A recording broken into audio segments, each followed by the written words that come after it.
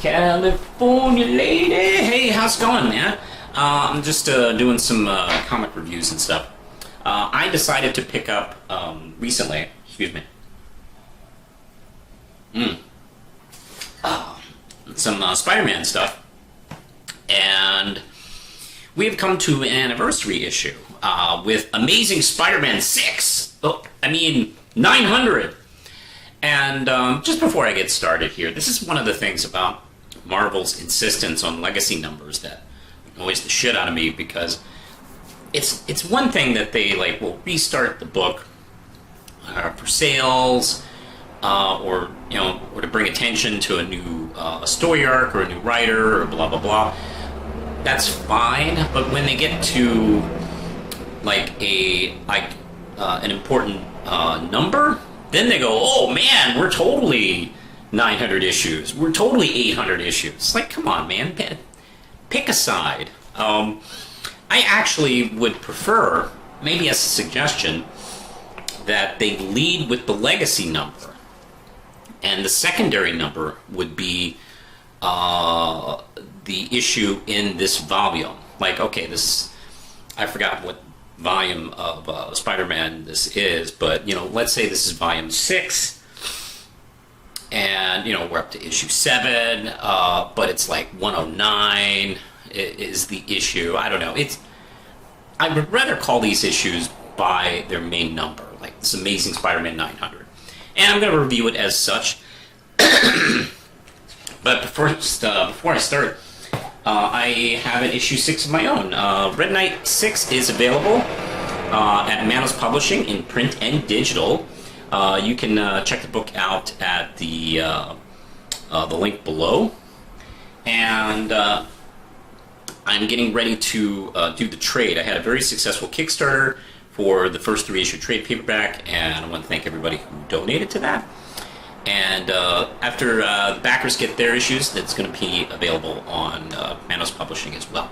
So hey, enough plugging my own work. Let's get back to the big mainstream guys. So anyway, this is issue 900 or 6, and it is done by the current writer Zeb Wells, and Ed McGuinness is doing the main story. Although we have secondary stories here. One I'll talk about. So this is an interesting book, and I'll go into the main plot of it right now. It's Peter Parker's birthday. What birthday? It doesn't matter. 20-something.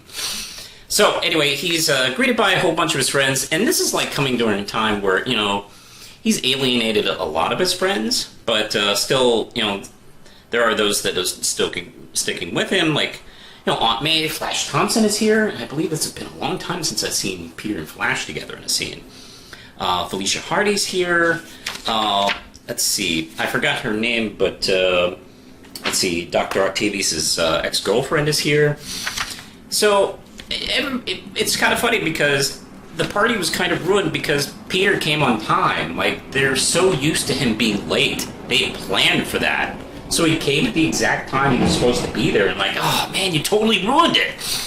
But what really ruins the party is the fact that J. Jonah Jameson was supposed to be at the party and he's late, and then he crashes in, panicked, with Dr. Octavius's arms around him. Not arms around him as he's being attacked. He's wearing the arms and kind of is not in control of the arms, and they're sort of kidnapping him and forcing him to fight Peter, and that's when, of course, Peter ducks and becomes Spider-Man. I love this page layout. Jeez.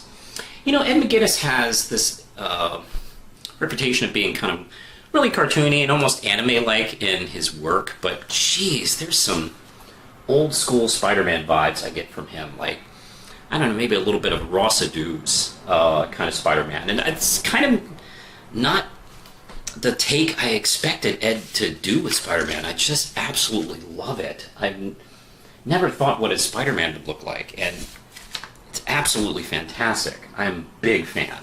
I'm a fan of his work anyway, but geez, I love his version of Spider-Man.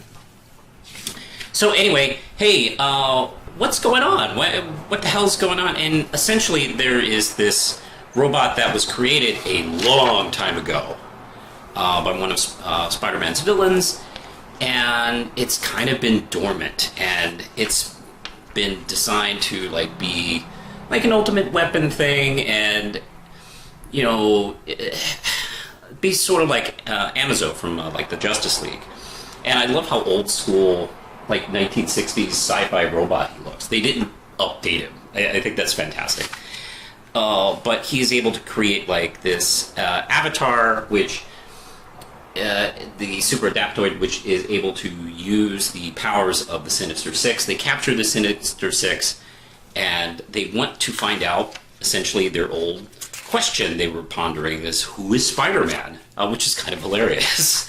You know, when Spider-Man's identity was revealed and then erased by magic, I wonder if it knew at one point. Or maybe it was dormant, so it probably slept through that period.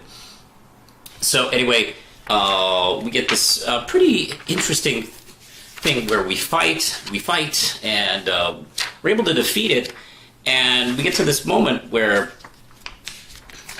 are we here? We get to this moment, this wonderful fight sequence where Spider-Man and the Sinister Six actually team up, and it's absolutely cool. We get the Sinister Six in their like classic glory here, the way they're designed and look. I mean, that's clone Craven, but we don't need to mention that. It's fine. So they're able to defeat it, and they're able to get to its core, and it's this giant living brain, and it is kind of a life form. And there's this hilarious moment where, you know, Octavius goes, "Oh man, that's beautiful. I'm stunned." And Electro asks, "We're gonna kill it, right?" It's like, "Oh yeah, that goes without saying." And that's where the line is for Peter. Like, this is a living creature. I'm not going to just kill it while it's helpless. And then the fight turns where it's Spider-Man fighting the Sinister Six.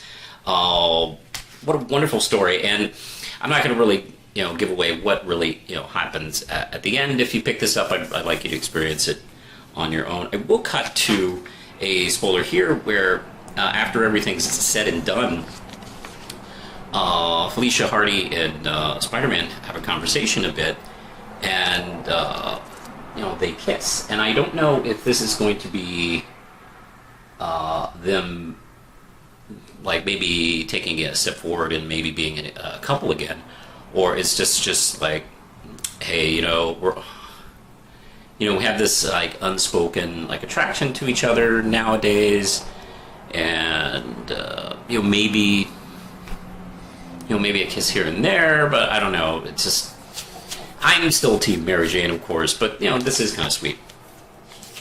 But we cut to, let's see, who did this story? This actually, there is a, hold on, let me check who wrote this, because there's three short stories in the back here, and let's see, I don't know who wrote it. Like, I know this is amazing television. Like, oh my god, look at this guy thumb through a comic and not know what's going on. But anyway, there's this short story called Better Late Than Never. If you pick this up, I highly recommend reading at least this one, because it's a short story where the New York Library does a forgiveness on late books, and he brings back all the books that he's been borrowing since the beginning of the Amazing Spider-Man run, which is 60 years, but like in their time is like maybe like, I don't know, 9-10 years. So this is 10 years of like holding on to all these books. And we get this giant stack that the librarian is like going through, and it's so funny. And the funniest bit is, where is it? She checks back in the complete works of Ayn Rand, and you know, she's cut off, but Peter's like, no, that was just a phase in college. Everyone goes through weird phases. That is so fucking funny, because a lot of people point to Steve Ditko's influence in writing and some of the later books that he did with Stan Lee, and he kind of like started to like sow his political beliefs into Peter, which actually, when you think about it, Ayn Rand really doesn't fit with Peter Parker's sense of responsibility. So I don't know. That's always the thing that stood out, where he's like, there's that famous panel that I think a lot of people, bring up, is him complaining about protesters. Like, oh, what are they mad about now?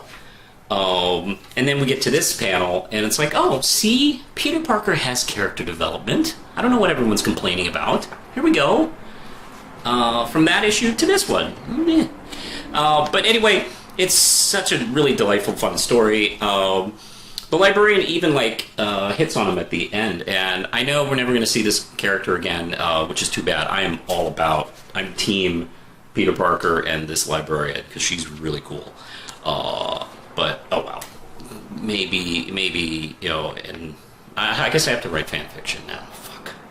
All right, hey, I really did enjoy this, and like I said, Wells does this wonderful job. He's been doing more ground level, street level, kind of more serious stories in the first few issues of his run, but he shows that he is very capable of doing the fun, over-the-top, silly world of Spider-Man as well, and does it so well. And this actually, it's funny. This isn't part of an arc or anything like that. It's a one-shot story, so you can jump in and pick this up. It kind of reminds me of, when an anime series does a film, and it doesn't quite fit into the continuity, but it doesn't not fit into continuity, where you could just watch it by itself and be aware of the show and stuff like that. This is kind of like that, actually. It's like the anime film connected to the series. So and it has a big bombastic fight scenes and really high energy art. So yeah, I love this a lot. I'm gonna give it 5 out of 5 Ram chips. It is, I think, $10, so be aware of that. It's a little pricey, but these anniversary issues from Marvel are always about around $10 anyway. So I mean, that happens. But I really dug this a lot. What did you think? Have you read it yet? Are you considering reading it now? Let me know in the comments below. Hit the notification bell for all things Manos. You can find me at Twitter, Facebook, Instagram. You can even support the channel and Manos Publishing for just $1 a month at Patreon. So I think that's it, and we're going to be talking more in the near future. Push the button, Lindsay.